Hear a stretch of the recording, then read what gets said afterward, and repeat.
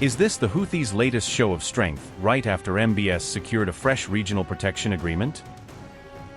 With a stern escalation for escalation warning, are MBS's rivals sending a direct message straight to Riyadh? Are Houthi tunnels roaring back to life, with this new war video putting Saudi commanders on edge? After deadly strikes on Marib, are the Houthis now openly preparing for their next battle ahead? As tensions between Saudi Arabia and the Houthis rise sharply, this Iran-backed group released new footage signaling its readiness for war. On August 8, Houthi media released a new video carrying the pointed caption "Escalation for Escalation." This footage showed Houthi fighters moving through underground tunnels while actively preparing for potential combat. The video also featured war games, live rifle fire drills, and mock targets deliberately marked with US and Israeli flags. This clip was clearly designed to project readiness for a much wider confrontation amid rapidly rising regional tensions.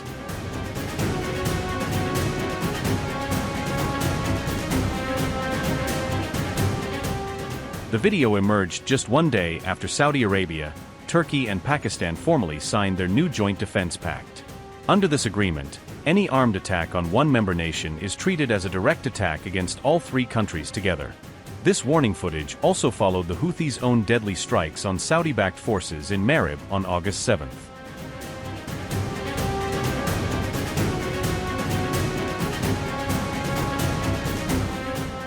The Iran-backed Houthis have launched a fresh challenge to MBS emerging Islamic NATO as deadly strikes hit Saudi-backed forces in Yemen's Marib province. Yemen has erupted once again as the Houthis claimed a new wave of attacks targeting Saudi-backed forces amid rising tensions across the region. Houthi strikes hit Marib on August 7, reportedly killing 2 civilians and wounding 14 others in the latest deadly escalation. A number of drones were reportedly shot down by air defenses over Marib as authorities scrambled to contain the latest Houthi attack. Yemeni Armed Forces statement read, and I quote, "In its insistence on continuing the siege of our people and escalating its aggression against our country, the Saudi enemy continues to mobilize, incite, and push its forces into the inferno of a futile and losing war of aggression.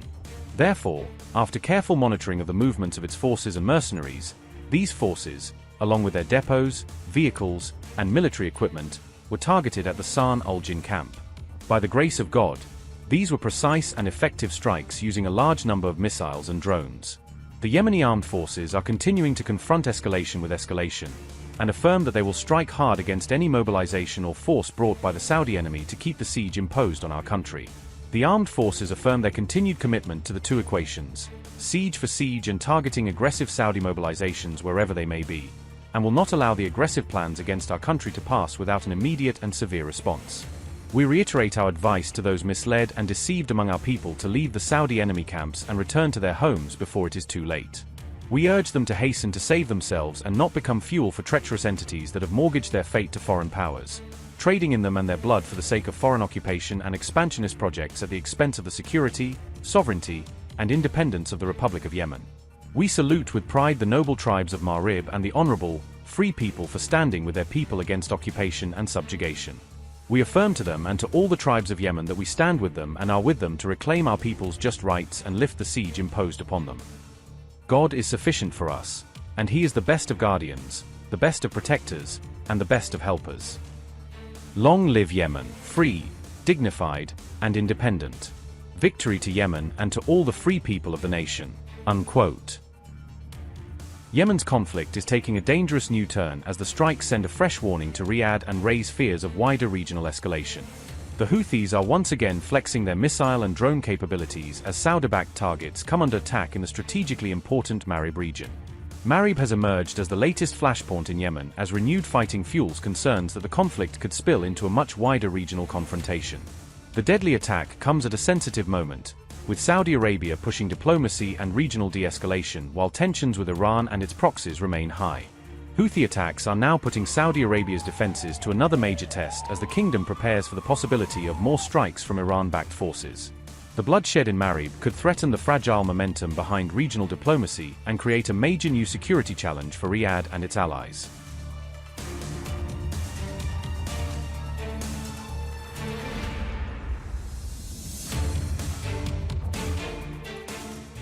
Saudi Arabia moved quickly to calm Iran after Tehran openly mocked Riyadh's brand new three-way defense pact. On August 7th, Saudi Arabia clarified that this new defense pact carries absolutely no nuclear or hidden military agenda. Saudi Deputy Foreign Minister Riyadh Krimli stressed that this agreement poses no threat to any single country in the region. This landmark pact was formally signed by Saudi Arabia, Turkey, and Pakistan, aiming to jointly build stronger defense capabilities together. Krimli further clarified that the agreement was never designed to function as a military axis or any kind of sectarian bloc. These Saudi remarks came directly after Iranian MP Ibrahim Razoui sharply criticized this newly signed defense agreement.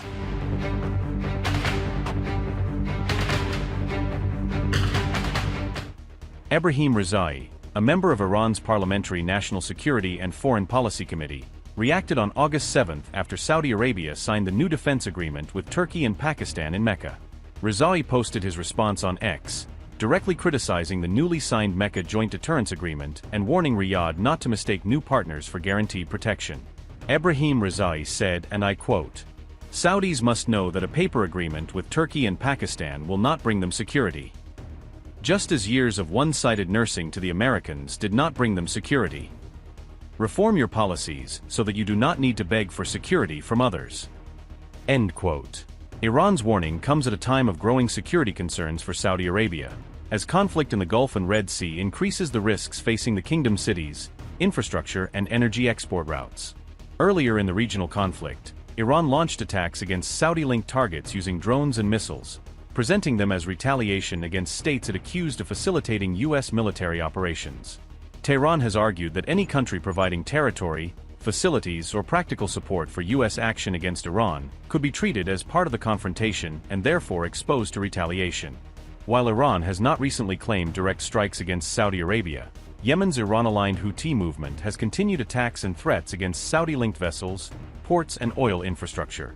The Houthis declared a naval blockade of Saudi Arabia after Saudi strikes on Houthi-held Yemen, saying Saudi-connected ships and vessels using Saudi Red Sea ports could be targeted. The Houthi blockade and wider Iran war have put Saudi oil export routes under major pressure, threatening to reduce flows through the Red Sea and creating new uncertainty for Riyadh's energy revenues and global markets.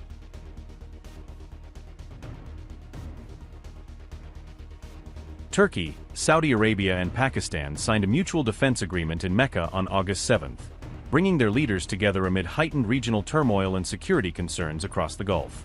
The pact unites three major Sunni Muslim powers that each retain important, though very different, relationships with the United States, combining Saudi financial influence, Turkish military-industrial capacity, and Pakistan's armed forces. Notably, none of the three states maintains full diplomatic relations with Israel, creating a rare security grouping of U.S.-linked powers that remains politically separate from Washington's closest Middle Eastern partner. Turkey, Pakistan, and Saudi Arabia signed the deal amid a widening Gulf crisis, with regional states facing attacks, threats, and growing uncertainty following the confrontation between Iran, the United States, and Israel.